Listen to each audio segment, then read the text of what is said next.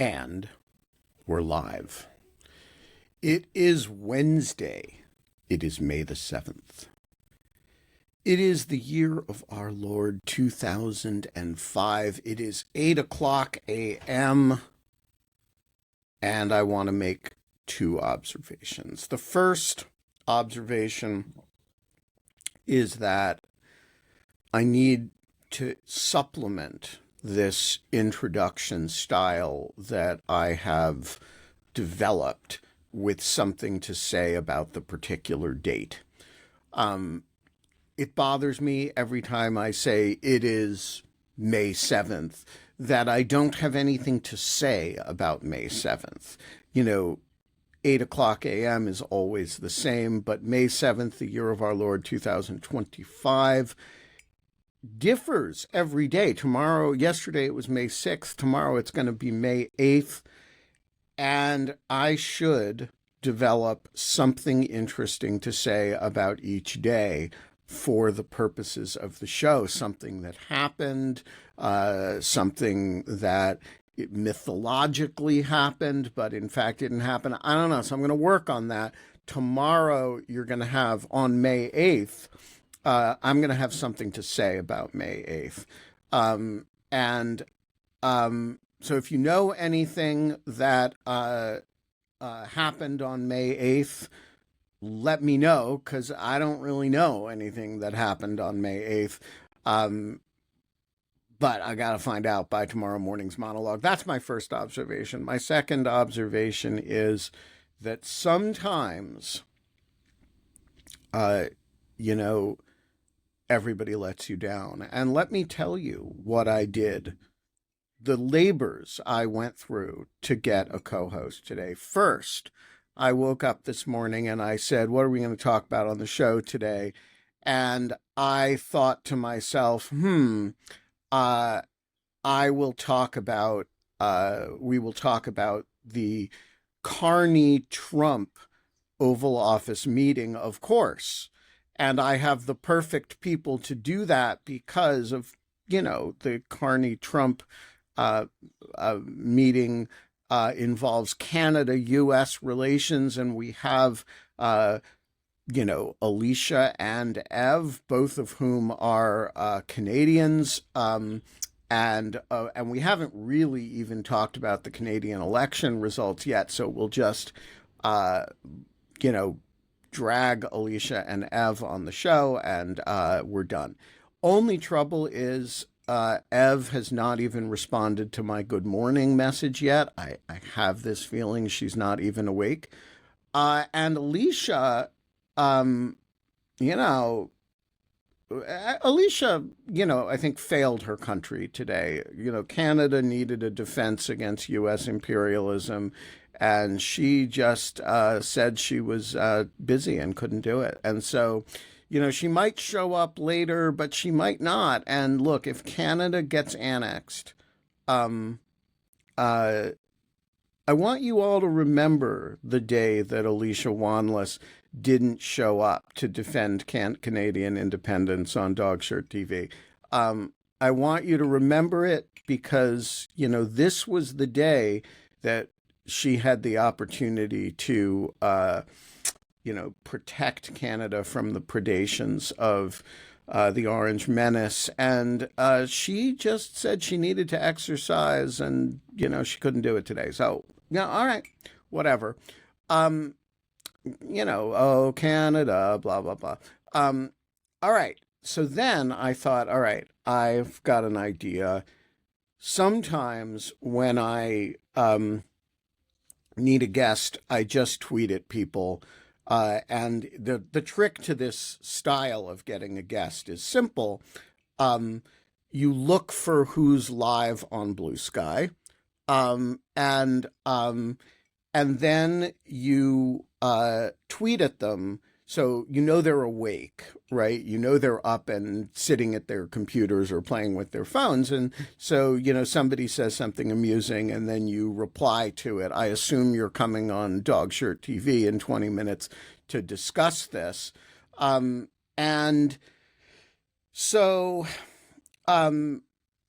I was sitting in front of Blue Sky and looking at who said something interesting. And actually, the answer was Peter Sagal, who is the host of the NPR show Wait, Wait, Don't Tell Me, and a sometimes social media correspondent of mine. And he said something amusing, and I responded, I assume you're coming on Dog Shirt TV in 20 minutes. And he responded, I hope not. I haven't put my face on yet. And I assured him that, I never put my face on. But and I sent him the link, so I suppose there's a vague chance that Peter Sagal will show up, but it's only a vague chance. But one person who liked my approach to getting guests was Joyce Vance, the legal commentator who clicked like on my post about how I just troll people on social media into showing up on the show minutes before the show. And so I replied to, for example, here's Joyce White. Vance liked this tweet, so why doesn't she come on the show? And Joyce, though she liked the initial tweet, she did not respond to that. I sent her the link as well. The vague chance that Joyce will show up. And so this is what I went through today to get us a guest. And I even texted my friend Marichka. Ev has just responded, good morning. You should come on DSTV because I am live with no guest and Canada has nobody to defend her. All right, we'll see whether Ev takes that as, yes, Carol, Canada is female, all countries are female. And so it's admittedly an archaic way of speaking, but I'm old-fashioned that way. Anyway, so the point is we may be guestless, we may be co-hostless this day, but it's not because I did not do the due diligence to get you guys a guest or a co-host. It is because of faithless betrayal by humans around the world, abandoning you all to the tender mercies of my claws, and all of which is a long-winded way of saying that we are not allowed to have fun anymore. But the sun is shining, and today it really is shining. The birds are chirping so loudly in Washington that they woke me up at 5 o'clock. And if you listen to Rational Security today when it comes out, you will hear them in the background, and that is despite the fact that I closed my windows. The trees around my house now are so full of birds that they literally wake me up in the morning. It's going to be a great fucking day, and you are watching Dog Shirt TV, and it is a goddamn revolution in morning television. And one of the revolutionary features is that we show the work. If we don't have a guest, we're going to show you how everything we did to try to get a guest. And by the way, I'm still hopeful that maybe Marichka will show up, maybe Joyce will show up, maybe Peter Sagal will get over his vanity and show up. Who knows? Another one of the revolutionary features, and there are many, is that sometimes all these efforts fail. And though we've shown the work, and you can go and look at the receipts on Blue Sky and see that I did the work. See, you can't see the texts I sent to Alicia assuring her that Canada would, not survive her failure to be on the show today and it would be her fault. You know, everything I went through, you can't see, but you can see a lot of it. We did the work, we show the work, but when it fails, we have a show anyway, and we don't blame anybody except Alicia.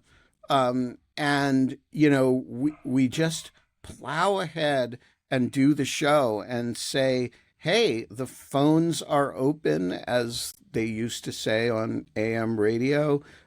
Anybody can jump in. And I am going to just be silent until somebody does. And again, the rule is John Hawkinson may be second, but he can't be first.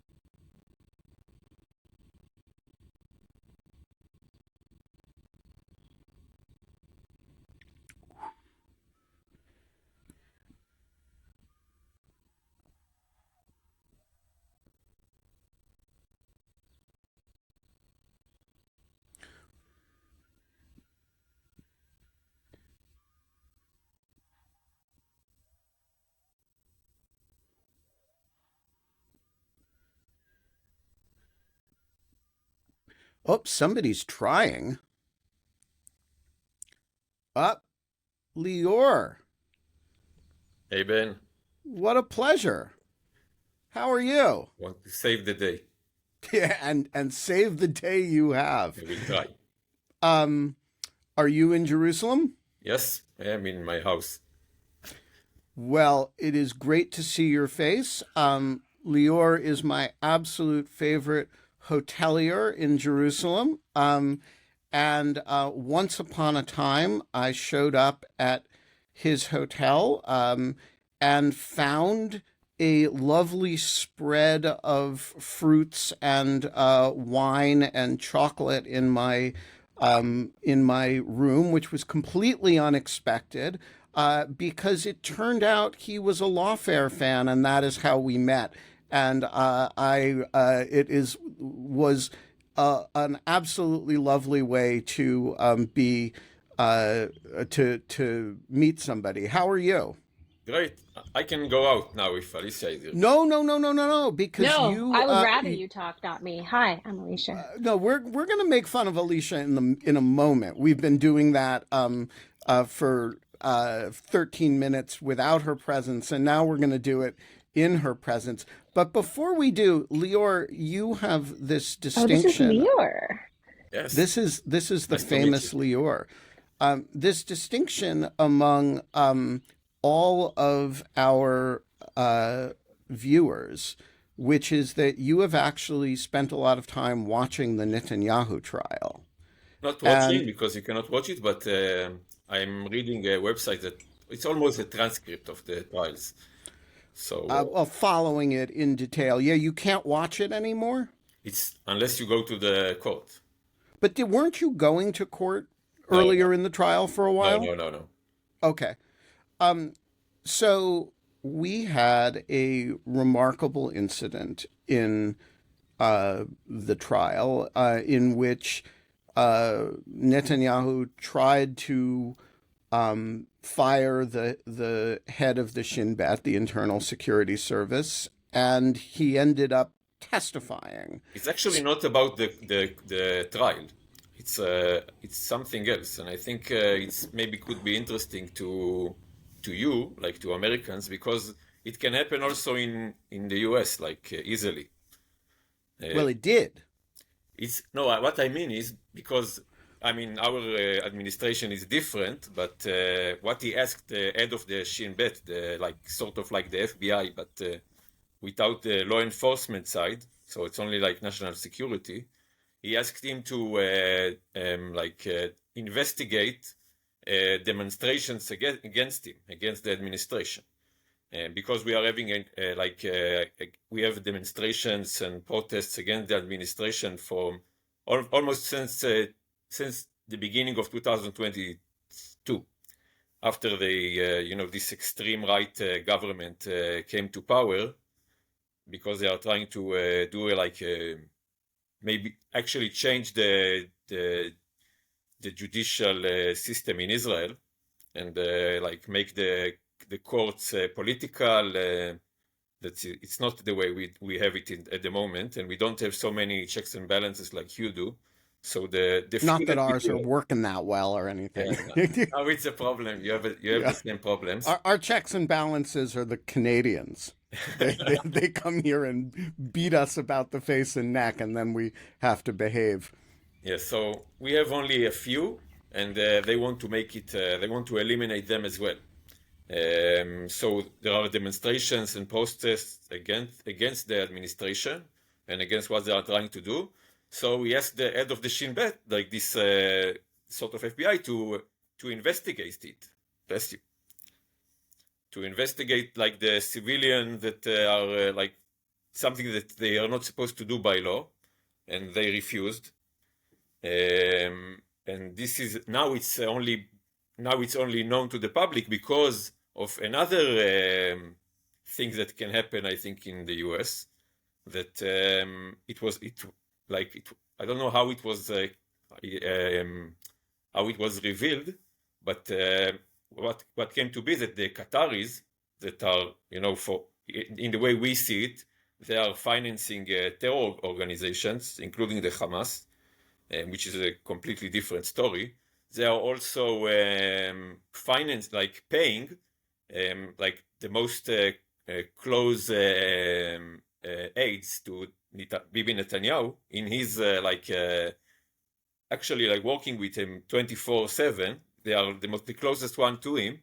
They are paying them to do a PR for Qatar for a few years now, like before the war and after the war. So it's and this is something that this Shin Bet, Shabak, we call it, they started to investigate it, and then he wanted to fire him, and then it went to a different trial, because it was we went to our Supreme Court to try to prevent this firing of the... So it was an administrative matter in which he ended up. It was, and as I understand it, the Supreme Court has basically temporarily blocked the firing. Is that... Yes, I mean, they asked for I don't know how you say it exactly. I think affidavit, they need to... An affidavit. Yes, so and this is when the head of the Shabak, he wrote that that Netanyahu don't want to fire him because of... Netanyahu says that he wants to fire him because of the 7th of October. That he blames, because Netanyahu blames everybody on everything, only good except things. Himself. Yes, exactly. If it's good, then it's him, only him. But if it's bad, then it's somebody Trump else. did the same thing. Did you see what Trump said about the economy the other day? Yeah, it's not his economy. No. He said the good parts are his economy, the bad parts are Biden's economy. For years, they are learning from each other. Really, it's... So who should I get on? Who should I get on to talk about the Shin Bet situation? I can find somebody. That's I think, because we had this incident 8 years ago that I had a little bit of involvement with, in which the FBI director was fired after he refused to pledge loyalty to the president. And, there was it had a weird similarity to what just happened in Israel. And I'd love to talk to somebody who can really flesh out the weeds of that. It's not only that, actually, because in the same affidavit, he also said that Netanyahu asked him to be loyal to him personally. Yeah. This is Uh, exactly what happened between. yeah, It would be interesting to hold the two affidavits, Comey's memo and the affidavit, up next to each other and see just how similar the stories are. yeah. It's and for us, it's like I mean, it's like in the US, like there are like 30 or 40% of the population that no matter what Netanyahu will do, it's fine. It's he's like Right. their king. They will embrace anything that he does. But for everybody else, it's like crazy that they are turning the government against us, and to do like to check like they are turning this law enforcement agencies that's supposed to be against like it's like for us the liberals it's we don't like it, the Shabak so much because they are very hard-handed on the Palestinians, but when it turns against us it's even worse. Right. And they have capabilities that are above and beyond anything that like they know everybody, anything on everybody. So for those who don't know the terminology here, Shin Bet is it's two letters, and everything in Hebrew is reduced to an acronym. And then, unlike in English, the acronyms, so it's not like USAID, right? In Hebrew, you pronounce acronyms, and the vowels are always A. So Shabak is just a way of saying Shin Bet. It's the same thing. Shabak is Shirut Bitachon Klali, which is like the general security service, something like that. All right. And also, just one more thing that we found out also, like during this year that we have a year every day, that also in the same in the same like Netanyahu's like aides, one of them, he was getting money again, like from somebody like from the outside, and he got also like because we have like this thing with the hostages, like most of the like 65-70% of the people, they want to finish the war and get everybody like to get all the hostages back, and we are willing to pay anything for it. And the Netanyahu administration, they embrace the war. They want the war to continue forever because as long as there is a war, because they want to take the Gaza Strip and give it to Trump to develop into a beach resort. this is like their escape. But actually, they just want to continue the war because then nobody needs to pay the price. Right. So they used they published confidential documents through a German newspaper, the Bild. They published it like it's very confidential documents through the Bild. So like as a way to block the hostages deal that it was like a few months ago. And there are many other things. Anyway, so I think it's so it's going to happen to you as well. Send me some suggestions of people that we can have on the show to spend an hour talking through all this. Because there are a few journalists that I think could be interesting to speak to. Yeah, it's super interesting stuff, and nobody outside of at least in English, outside of the Times of Israel and Haaretz, is talking about the parallels to the U.S. environment, and so it's just a very interesting subject and a rich one for us. Yeah. Anyway, thanks. Anyway, see you. Let Leor be a model to you all. It was only about a minute of silence this time before he came on, and had so many interesting things to say, as do so many of you. So, next time, just hit that button quickly. That's fine. Good to see you, man. Thanks a lot. Thank you for everything that you do, Ben. Bye. Alicia Wanless. I hear you were slagging me. Oh, was I slagging you? And I would, honestly wouldn't have been if I hadn't been confident that you were actually going to show up and have a chance to redeem yourself and defend Canada. But Yeah, I mean, let's face it. I put out the word this morning that we needed you here to, defend the honor of Canada. And you said you were busy, you had to exercise. And I think when we finally annex Canada, it's that attitude that's going to be the reason why the entire country falls. I Because don't I think you've got this wrong. I think what you'll find is a nation of healthy people who can endure longer term and will just suck you in, and it will be your actual Afghanistan.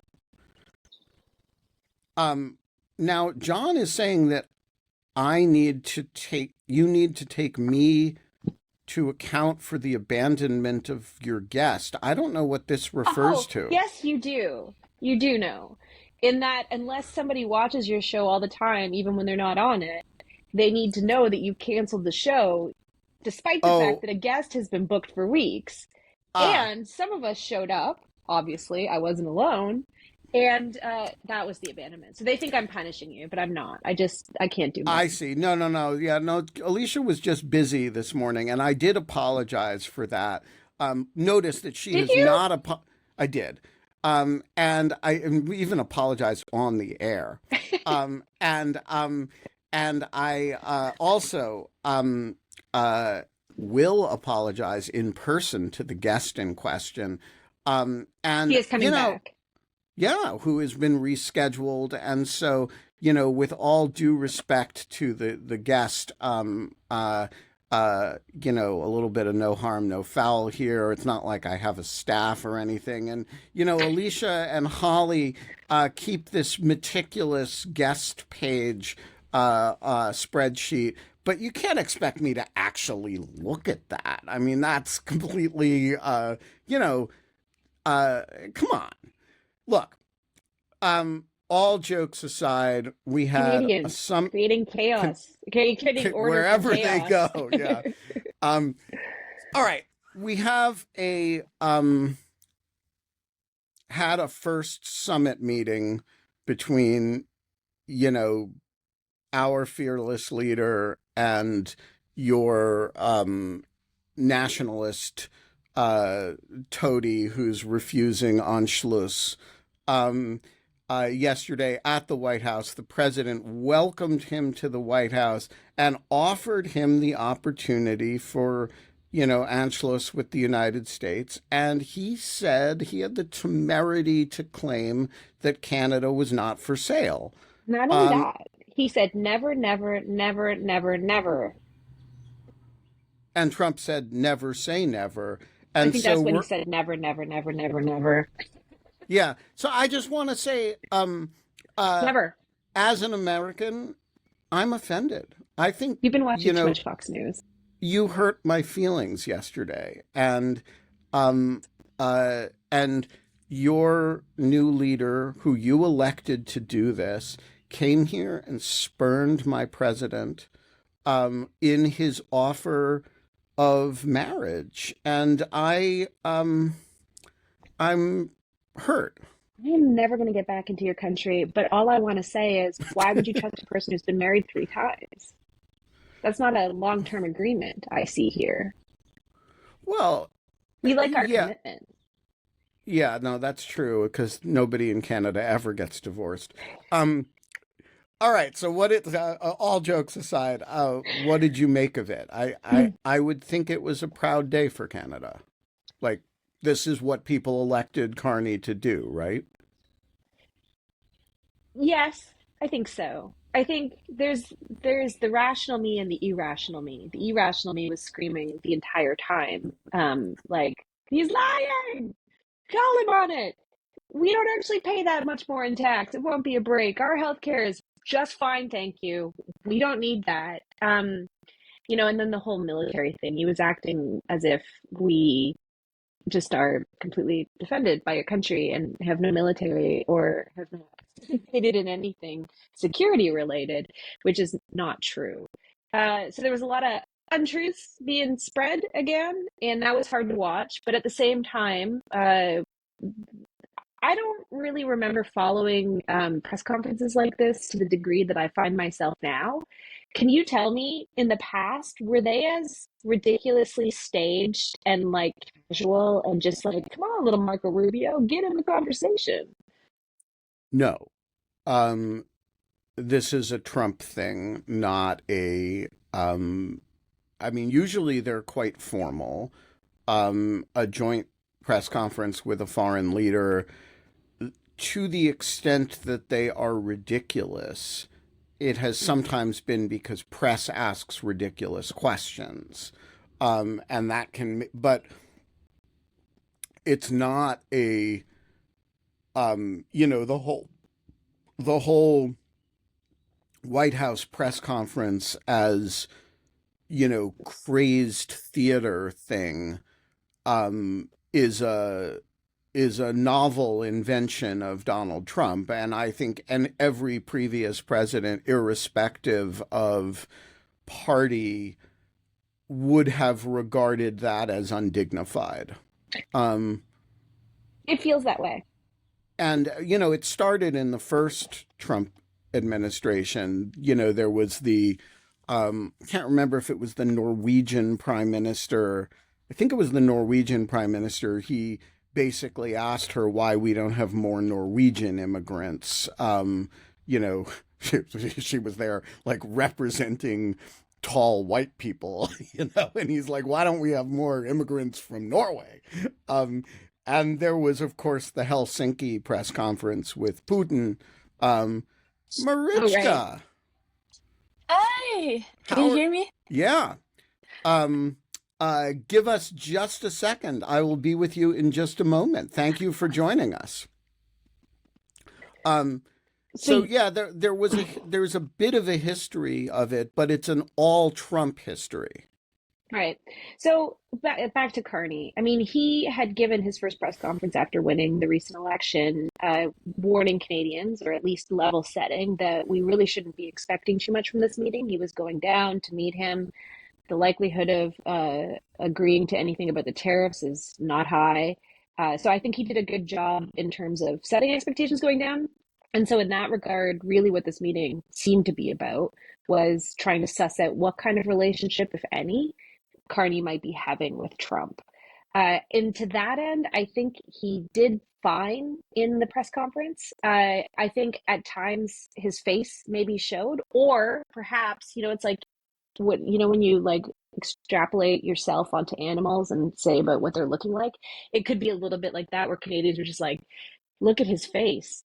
He's about to burst. This is It's so exactly the stupid. way we react to you on the show. Like, look at her face. Like she's being So maybe it's just a expressive Canadian without problem. saying anything. I was thinking I could never do his job because I don't think I would have been able to shut up. But yeah, so I think there was some stuff in his face that was showing, but I think that he did well. He did not feed into or take the bait of Trump's drama. I also Right. think that we got a hint of that from the campaign. He went through the entire campaign pretty staid. He didn't really get ruffled at any point in time, and so that was kind of, I think, maybe an He also expectation. had the example of the Zelensky meeting, which really went off the rails. And, you know, like I would have too. I'm not blaming him for it, but Zelensky actually took the bait, and it was, I think he got a tutorial about how to like keep your poker face and you know if you don't have to give an inch, but don't get into a shouting match with him. And I mean, the things the guy says, I mean, even the comments about Zelensky and the comments about Chrystia Freeland were just so low. Yeah. I mean, he's not above a really low blow. All right, we are going to come back to US Canadian politics in a minute. But I want to Marichka, are you still there? Yes. All right, so I'm going to introduce my friend Marichka, who's never been on Dogshirt TV, I don't think. Marichka is a Ukrainian activist in Washington, and she is one of my very favorite people. And this weekend was um, uh, with me, or I should say, I was with her because she told me to be there, when a whole bunch of Stalinists showed up at the White House. And I had never heard of the Immortal Regiment before I started, in response to you alerting me that this was going to happen, started looking into it. And so for those who have not read this morning's Dog Shirt Daily, I have some pictures of the event. And you'll see they're actually carrying pictures of Stalin. I don't know when the last time somebody showed up at the White House carrying pictures of Stalin, and they're carrying they're carrying hammer and sickle flags, and they are carrying carnations to lay at the World War II memorial to remember Russian soldiers. And and they get mad at the Ukrainians heckling them and throw the flowers at them. Um, so, and just to be clear, these people are not, um, you know, lefty tankies from elite colleges. They are actually Russians. And so, Marichka, I just want you to explain to us who the Immortal Regiment is. There were, I would say, probably 50 or 60 of them there. Where do you get 50 or 60 Stalinists in Washington? So I feel like there are many more of them, unfortunately, but not all have this courage to show up, even though now with the new administration, unfortunately, they feel like they can. They wasn't appearing anywhere in Washington, D.C. for the past 6 years. And that's why this is actually very concerning. And so, once again, Immortal Regiment, it's a state-sponsored propaganda tool. So basically, it's guided by Kremlin. And these people, these Russians, they're kind of trying to say that they're walking the parades all around the globe, not only in the United States, and also on the occupied territories of Ukraine from actually 2011 and 2015. When they are kind of praising veterans of World War II, stating that, Russia brought the victory, USSR, and all that was good. They're saying thanks to our granddad for the victory, and they're saying thank you this way to Stalin. So basically, they're showing the full support and the engagement with USSR, which is kind of crazy. And I don't think the signs like swastika or USSR flags or Stalin portraits should be actually allowed in the middle of United States. I mean, in the middle of any country. And I feel like it's sick, but police kept telling me that it's fine, they have the right to express themselves, but I don't think the terrorists have the right to express themselves, especially when we already know that this is propaganda. So it's not like Ukrainians came and come up with the idea, okay, yeah, that's maybe propaganda. No. There are tons of research on that. Everyone is talking about that. Historians are talking about that. All media are talking about that. And only you still think it's not propaganda. And also, by the way, because our activists were really cautious about all that, we were trying to film everything to be able to really prove to local authorities and to people that this is propaganda. So we also noticed some people who work in Russian embassy. And as far as I know, it's not quite legal. It means that, foreign embassy and foreign authorities were involved in that. And it's not quite how it's supposed to be. Yeah, so you're never going to convince American authorities to abandon their idea of free speech. And, these are legal protests. But I think the context of the content of them is really interesting if you're just sort of examining how Russian propaganda works, because these are not people walking down the street carrying pictures of Putin, right? They're not people walking down the street carrying pictures like Ukrainians will carry pictures of people who are fighting in this war, wounded in this war, killed in this war, right? Kidnapped and moved, Azovstal defenders, right? But Russians are not, it's about this war, but it's about this war entirely with reference to the past. And it's, instead of holding a picture of Putin, you hold a picture of Stalin, which to me is like, instead of, that's really crazy because, it's not like Stalin is an appealing figure, right? He's one of the great genocidal figures of the 20th century. And my question is that directed at Russians in the sense that, you are fighting the same war as the Great Patriotic War? Or is that directed at Ukrainians? Like we're holding pictures of our grandfathers who fought in the Great Patriotic War against the Nazis, and you're the new Nazis, right? Who are they talking to here? So I would say both, and here is why. So on this specific demonstration they made in DC, obviously because they saw how many Ukrainians came and tried to counter protests and show the reality, show the real pictures. A lot of their aggression and different weird acts were kind of towards us. So, for example, the woman who attacked our activists with carnations, or anytime we were showing the portraits of, for example, Victoria Roshina, just killed journalist. You may have heard her story.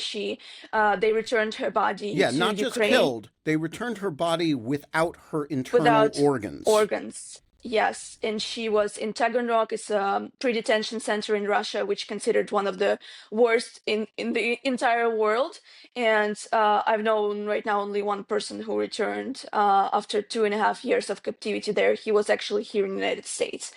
So one woman, but at the same time, it's also for Russians, because on their state media, they were trying their best to make sure Ukrainians are not on the pictures, and nobody's trying to stop them. They want to show to people in Russia, to Russians in other country, that look, we can walk freely, we can do everything, and everyone is fine with that. It means that we are right. So they are trying to kind of cheer them up and make them continue, because these people, like, only thing they want is to kill more Ukrainians. Whenever I was showing, for example, portraits of kids who were killed in Kryvyi Rih on a playground, they were laughing at us and they started dancing. It means they have no regard to human life and they don't quite understand it. And many people from Ukrainian media were asking me, but how is this possible that these people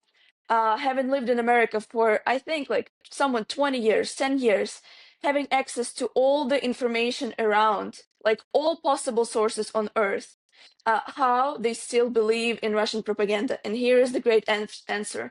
They chose it. They chose it themselves. They have rights, they have options here, because they claim in Russia they don't have options, they are oppressed, they have all options on earth here, and they chose to continue the terrorism and to continue to kill. I will just say I agree with that 100%. I think there were a group of people there for whom this was an absolute choice. I will also say, however, that on our side, counter-protesting with the Ukrainians were some Russians, and some Russians who I've worked with very closely on embassy projections. And so I don't want to say this is who all Russians are. I never want to say that. I do want to say there are a bunch of Russians who really choose this. And it's amazing when you see it, that, between a group of Ukrainians holding pictures of family members or people killed the other day in apartment bombings, and the White House will scream and carry pictures of Stalin. So, Marichka, I have one more question before we get back to Canadian politics. May 9th is Victory Day. Should we do a projection for Victory Day? Absolutely, but I feel like they're planning some kind of events at the embassy, and also some of, as far as I know, there were some questioning about inviting some of the Russian representatives to the big event on May 8th, when like people from different countries will come to, commemorate. So a couple of our activists go in there and we'll see if our help would be needed, if there will be some people who support what's happening, who support the killings of Ukrainians, and we'll see how we can react on that. Yeah, but I'm happy to. Well, I will be, I try not to. May 9th is a tough day for me because here's the problem, and we've got to solve this problem, and I don't know how to solve it. The Russian embassy events for Victory Day, they always deck out the embassy and they have banners and they have a big embassy party, but they do it all before it gets dark. And Lord Laser and Lady Laser, they're just useless as long as the sun is out. And I want to figure out a way to disrupt the Victory Day celebrations while they're still going on, because by the time it's dark, everybody's gone. And so let's talk about, I don't know, maybe stink bombs or something. But I don't want to annoy the neighbors. But, figure out there's all these diplomats from around the world who go to these events. And I think we should figure out a special surprise for them.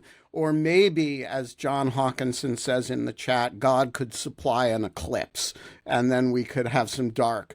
Marichka, you're a great American, which is a joke because you're a Ukrainian. But you're still a great American, and thank you for joining us this morning. Thank you. Gaumond summoned from Ottawa. What did you make of the Carney-Trump summit this week, yesterday? Just seen clips. I'm not sure I am in a good position to. Okay, is I it can better if barely I speak hear louder and you. can you? Mic? All right. I have to admit I haven't Yes. really seen a lot of the meeting. I've just seen clips. The famous one, the one where Carney says that Canada is not for sale. I don't know what you think of it, Alicia. I think it was pretty convincing. He kind of walked the line pretty interestingly on how he doesn't seem aggressive at all. He seems like playful and joking, but at the same time the message is clear. He also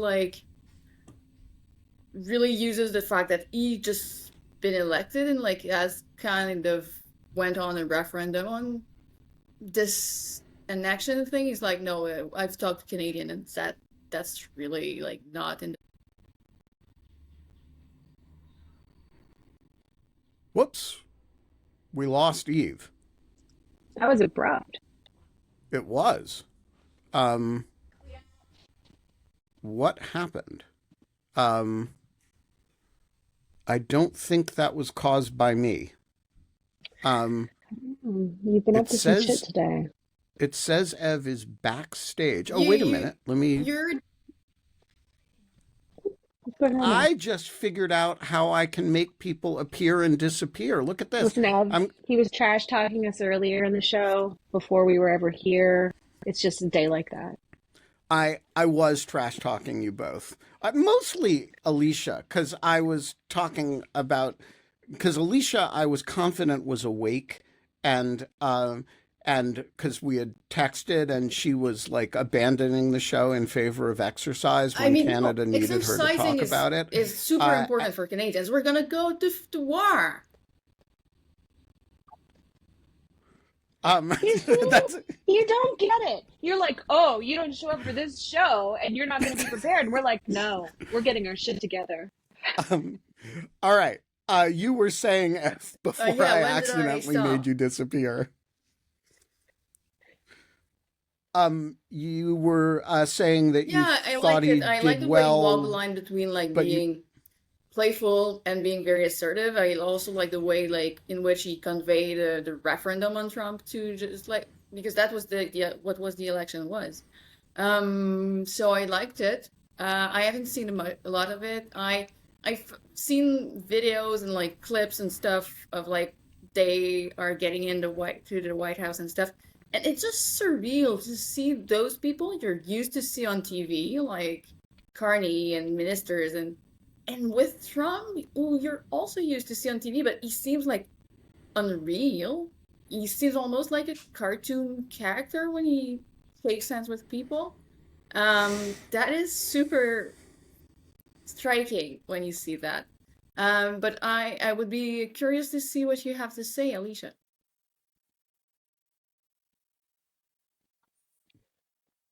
I agree. I think that he did as well as anybody could expect him to have done in incredibly difficult circumstances where, he was being constantly poked. I think that the media, well, again, I've got questions about who's in the media pool now because that seems to have all quite changed. But the constant questioning of the 51st state also felt like it was kind of pushed because it was more than once. And, it does seem like once Trump gets going, he can't stop himself. I do think that he tried to stand his ground on the things that he could. I mean, what are you going to do? Again, if you look at the whole Zelensky episode, I mean, there's only one person who seems so far to have been able to push back or correct him, and that was Macron, and that was earlier on. And I kind of feel like things are degrading as we're watching it. Like the more of these, what do we want to call them? Because they're not show trials, but they feel very contrived Yeah, in and French we have trappy. this dîner de con, like dumb dinner. All right, so like you invite something to your table and like everyone is on board and you're just gonna mock the person and it or ridicule the person. And it really feels like this. Like the medias are inside. it's like a roast. It's like a roast, but the person Yeah, who's well, no, coming it's isn't not. in on it. It's the title of a movie where you have really a stupid person who's invited to dinner and just for the fun of everyone else. It's not a roast as in like the person is somewhat respectable. It's not the case. Like you're It's really just there to, and it's not necessarily by like insulting it. It's kind of like oh, you kind of pretend that you're having a serious conversation with the person, and the person seems to think that she is just to a normal dinner, but everyone else is on the joke and like, haha, look at this idiot. Which is It's like well, something that's the between way that and a we show all feel trial. all the time. That's our politics, right? Except that 44 to 45% of the country is not in on the joke. Um, and so there's a and they do know they're being made fun of and they're bitterly resentful about being made fun of, but it's very much like that. Our whole politics is, oh my God, look at what the clown with a flamethrower just did, or as John Mulaney put it early in the first Trump administration, the horse loose in the hospital. Um, uh, and if you guys have not seen the horse loose in a hospital monologue, it remains 8 years later the best commentary about Donald Trump. And um, I think there's a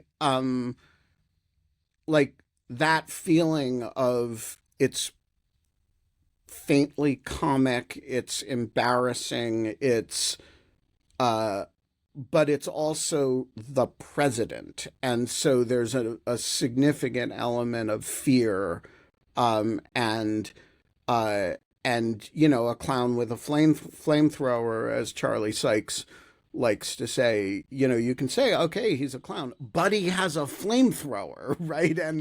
And so um, I don't know that those situations are ever more acute than when he's in the Oval Office live with a foreign leader, whether it's Bukele or Carney or Zelensky, those situations are always completely volatile because it's not that you don't know what he'll do. He did exactly in all three of those situations more or less what you would predict. But it's that there are some things that are, like it's like you can't unsee it. There's that, and then there's the dynamics of it. He's not the only person in the room. You don't know what else is going to happen around that day. You're not entirely sure what will trigger him. Like, I could have also seen a different version of this where Carney pushed back and said, no, it's never for sale. And maybe if he hadn't laughed, maybe, I don't know, it could have provoked a worse outcome. Right. I So think why do you think Trump sat still for that? He was rebuked by somebody in a position that, as recently as a few weeks ago, he referred to that position as governor of Canada. Like, why is he so blasé about being told, "Hey, Canada elected me to tell you to go fuck yourself"? I cannot divine what is in that man's head. I mean, it could be as basic as he is a spiteful person and hated Justin Trudeau and hated Chrystia Freeland, and maybe he has a visceral reaction to them that seemed to be coming out in this I conversation with Carney. interviewed Chrystia Freeland for a job once. Have you seen? Yes. Her name is never coming up on this show without my mentioning that. Have you seen that in the first Trump call between Trump and Carney? Carney threatened to withdraw Canadians' money in American bonds or something like that, and that Nobody knows. Nobody knows. It's been said. He hasn't confirmed it. And when he was on This Hour is 22 Minutes, he said like he wasn't making a comment on it. So nobody knows. But how do you feel about it? Like, do you think Well, he doesn't want to comment because it's true, because it's not true? You don't want to do that because you don't want to engage in polluting the information ecosystem? I don't know. Like, what's your thought on that? I mean, there's this whole aspect here of that we have to also be pragmatic. And so a good leader shouldn't be going spouting everything off in public. There's no reason for them to get, Canadians and everybody else upset, much less the person that you're stuck negotiating with, who clearly is a loose cannon. I think the man is pragmatic. Carney is pragmatic. He's keeping his cards close to his chest, which he should. And that is maybe all. Maybe he has other cards to play in terms of debt that we hold or whatever. But also the comment that Trump made about not needing us in any way. I mean, I hope you guys are going to go well with your toilet paper supply. That's all I have to say about it. All right. I have been stockpiling toilet paper, and I as you all know, have also been stockpiling Canadian hardwood lumber and makeup supplies. And so I am ready. When the Canadian-American trade war goes into full effect, I will be, I've got the lumber I need. My ass will be clean. And Today. Hot washing toilet or something. Yeah, exactly. And I will have, my face will be beautiful. So I'm okay with it. I'm ready. I do want to say that I was proud of Mark Carney yesterday, and I felt represented by him because he did not merely say that Canada is not for sale, never, never, all of which never, right? As Ev says, very, very big, very cold, very uninvadable. I did not all of that right, but I also like somebody standing there or sitting there, as the case may be, in his presence, just calmly saying no to him. And I think that stands for a lot more than Canada, that's what a whole lot of entities need to be doing, from law firms to universities to courts. Just very calmly, don't let him taunt you. Don't let him, saying, okay, I understand you feel that way, but no. Over and over and over again. And that's actually important, not just for Canada, but for a whole lot of people domestically. And so I will say, rah, rah, Prime Minister Carney, not Governor Carney. I also just want to put in my regular plug for the idea that, we're not talking about this because we're not allowing the possibility of annexation, but Canada has 10 provinces. It's not one province. And so if, assuming arguendo, you were talking about a merger, it would be the 51st through 60th states, not just one state. And that would be a real decisive change in the U.S. Senate. And so for Republicans who are attracted by this idea, think about whether you want Prince Edward Island, the 250,000 people on Prince Edward Island, to have 2 senators. Just pointing that out. I don't think our vote pattern was too great. I think they may be wanting it at this point if you look at the color on the writing. I'm just saying people have not thought through the implications, the true implications. You're really going to put Alberta and Quebec in the same state? We've Trump?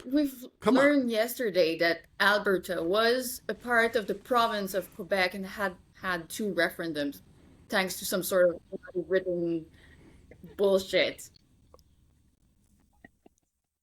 All right. Well, I understand that he thinks that, but no.